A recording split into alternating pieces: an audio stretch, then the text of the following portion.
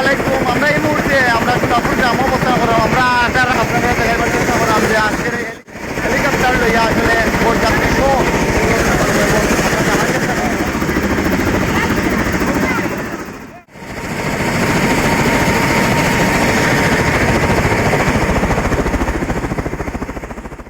ইনশাআল্লাহ আল্লাহ আমার সহযোগিতা করছেন, মানুষের সহযোগিতা করছেন, আল্লাহ আমার হুকুম করছেন।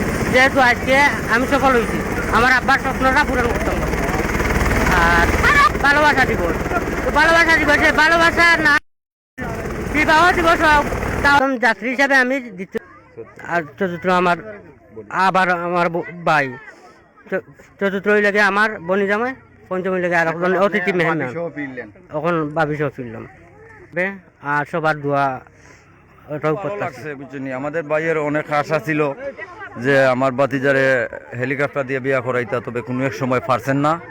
এই 3-4 বছর আগে উদ্দেশ্য ছিল যে বিয়া করাইতা, তবে আমার এই বড় বাতিজা তো ইয়া ছোট একটা বাতিজারে বিয়া করাইছেন।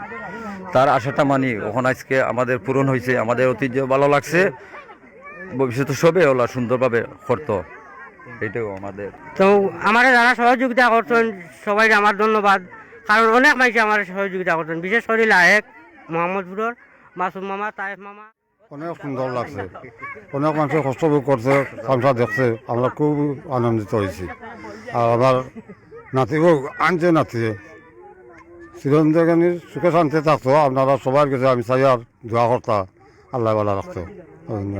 আমরা সুন্দর লাগছে, বারা দেশের মানুষেরা দেখছেন, সুন্দরও লাগছে, আমরা ভালো লাগছে। এই এলাকাত কেউ হেলিকপ্টার লামাইতে পারছে না, এও লামাইছে। মুবারকবাদ জানাই। আজকে যে বিবাহ অনুষ্ঠান, আমাদের সম্পর্কে মামা, আমার নানার এবং আমার মামার অনেক আশা ছিল যে ওনারা হেলিকপ্টারে বিয়ে করবেন।